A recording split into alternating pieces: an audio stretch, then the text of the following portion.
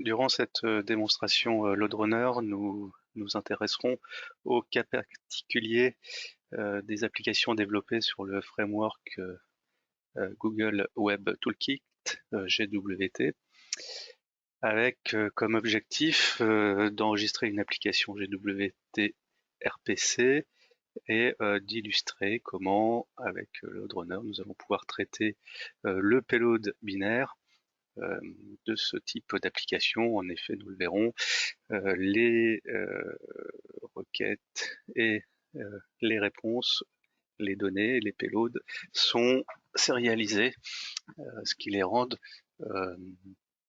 non lisibles à l'humain par défaut. Heureusement, LoadRunner nous propose la fonctionnalité de Data Format Extension qui nous permet un encodage et décodage des données échangées, ce qui va nous permettre bien sûr de réaliser les corrélations et les variabilisations de flux qui sont normalement perçus comme étant binaires. LoadRunner propose un certain nombre de transformations prédéfinies pour GWT bien sûr, mais aussi, et à titre d'exemple, quelques-unes de ces transformations prédéfinies, JSON vers XML, Remedy vers XML, SAP EventQ vers XML. À noter que pour un objet, une sérialisation particulière, nous pouvons encoder ou décoder les informations par le biais de plusieurs transformations successives sur le même contenu d'origine. Notre scénario de démonstration va donc consister à enregistrer grâce à LoadRunner VUGen une application GWT RPC, de constater les flux binaires, la difficulté à travailler sur du payload codé, ensuite de configurer la transformation pour enfin réaliser les étapes classiques de variabilisation d'un contenu. Nous allons réaliser l'enregistrement de notre application GWT. Pour ce faire, nous allons créer un nouveau script LoadRunner dans VUGen sur le protocole web, le payload étant transporté effectivement par HTTP.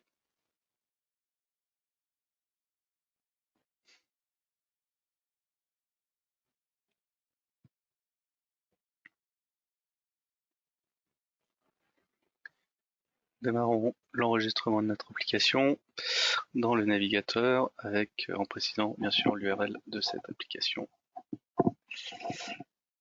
Notre recorder est activé, notre application cible va être démarrée.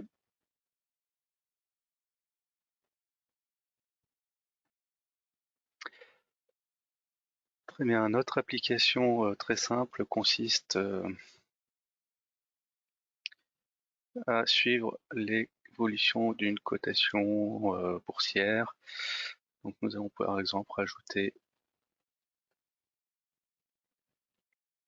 une action APLZ et nous allons constater l'évolution de sa cotation qui à chaque fois donne lieu à une requête, une réponse.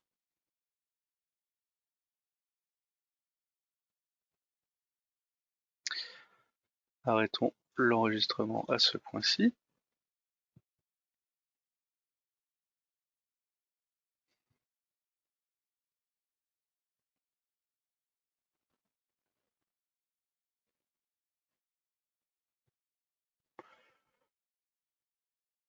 Pour constater, eh bien effectivement,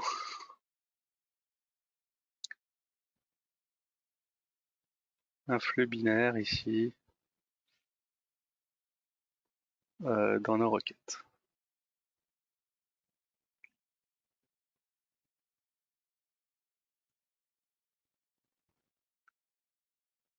Ce qui n'est pas forcément propice à la variabilisation. Pour améliorer ce contenu, nous allons aller activer notre transformation, notre data format extension.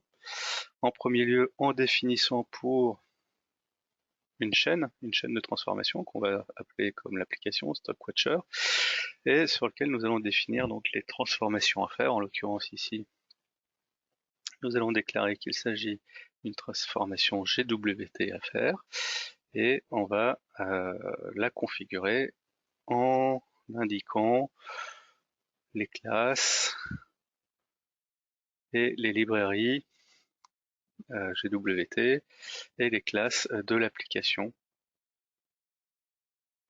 concernée. LoadRunner va donc exploiter ces classes et librairies pour réaliser la sérialisation des sérialisations. Notre chaîne étant configurée, on va l'activer en spécifiant que nous souhaitons que le contenu du body et des headers soit analysé, transformé. Notons également qu'à l'issue du premier recording, l'enregistreur a détecté la présence d'un framework GWT et nous suggère effectivement d'activer cette fonctionnalité. Nos options ayant été modifiées, nous allons pouvoir régénérer le script et constater maintenant des contenus désérialisés dans le script.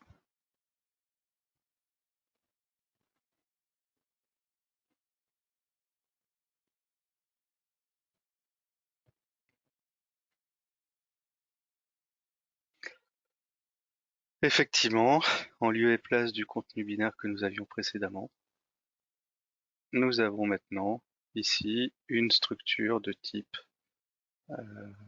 XML qui nous permet de parcourir très précisément le contenu des objets désérialisés. Et on retrouve ici effectivement quelle est la classe qui a été utilisée pour réaliser cette désérialisation.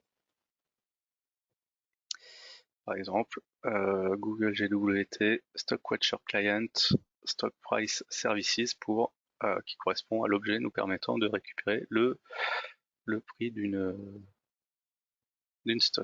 action.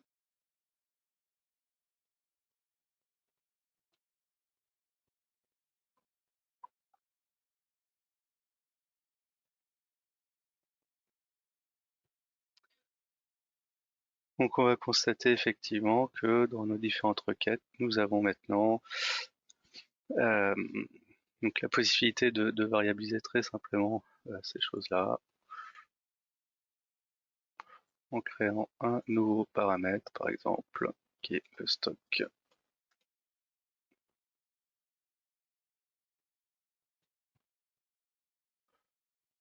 Et on va variabiliser cette chose-là partout.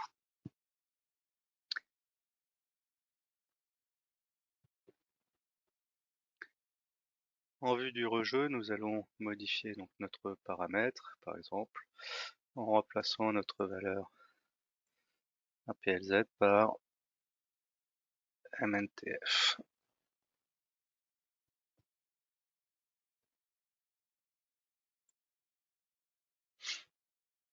Rejouons ce scénario variabilisé.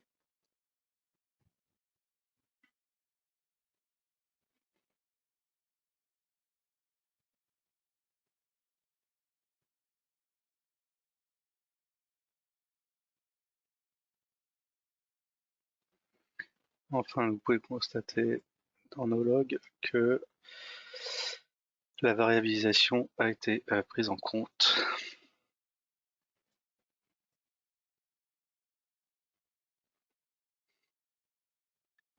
En synthèse, nous avons pu voir comment la fonctionnalité Data Format Extension de LoadRunner VIGN permet de travailler avec des applications développées sur le framework GWT grâce à sa capacité de décodage et d'encodage